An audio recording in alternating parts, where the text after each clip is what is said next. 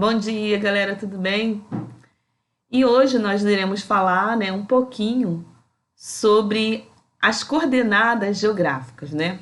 Quando a gente fala nas coordenadas geográficas, a gente fala que existe um ponto de latitude, de altura e de longitude, que é a distância. O que vai separar, a Terra entre a longitude e a latitude, um ponto principal é o meridiano de Greenwich, no ponto de latitude. Já no ponto longitudinal, o que vai separar, ela vai ser separada no polo norte e no polo sul. Então hoje a gente vai falar um pouquinho, desses paralelos, Acima da linha do Equador, nós temos o Trópico de Câncer, o Círculo Polar Ártico, Já abaixo dessa linha do Equador, nós temos o Trópico de Capricórnio e o Círculo Polar Antártico, que é mais no sul, que é no sul, Então, como eu falei, a Terra ela vai ser separada, no Polo Norte, que vai equivaler, à região sul, e o norte também, a parte mais externa, vai equivaler à região sul, tanto em latitude quanto em longitude. E o meridiano de Greenwich, ele vai cortar a Terra no meio, para o sentido oeste, à esquerda, e leste, à direita. Então, a distância aproximadamente entre os meridianos é cerca de 111 quilômetros, mais ou menos, nas proximidades do Equador. Essas zonas térmicas ou climáticas da Terra, ela tem o Círculo Polar Ártico, na zona polar do norte, em 66 graus e 33, No Trópico de Câncer, nós já temos, nessa zona temperada norte, nós temos já de 23 a 27. Na linha do Equador, a linha que é uma linha referência, uma linha tropical, uma zona tropical em 0 graus. Abaixo nós temos o Trópico de Capricórnio, que vai equivaler entre 23 e 27, e a zona polar, do sul, que é o Círculo Polar Antártico, que é de 66 mais ou menos a 33 graus.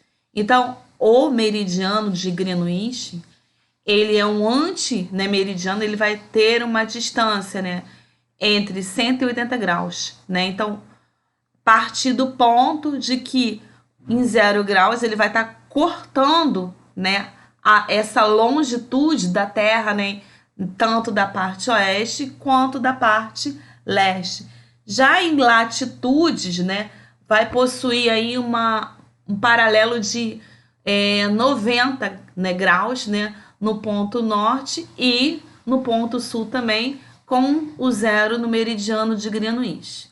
E o periéco, o anteco e o antípodas, que vai cortar aí, o antípodas vai cortar a Terra no meio. O periéco vai estar nessa linha mais acima, e ela vai se encontrar com o anteco.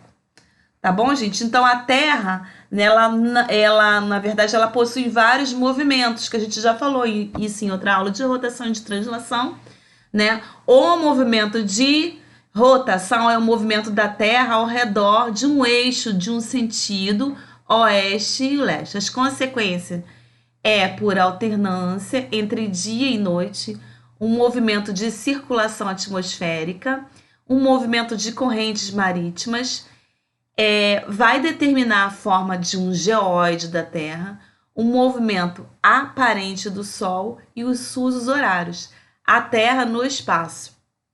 A Terra, ela vai possuir esse movimento de translação da Terra, é um giro que ela vai realizar em torno do Sol, seguindo uma óptica elíptica, ou seja, a Terra ela possui uma posição de aproximadamente, em relação ao Sol, que foi chamada de periélio, e uma posição de afastamento que a gente chama de afélio, Então a gente chama de Afélio aí é o afastamento em relação ao Sol. Já na aproximação é periélio.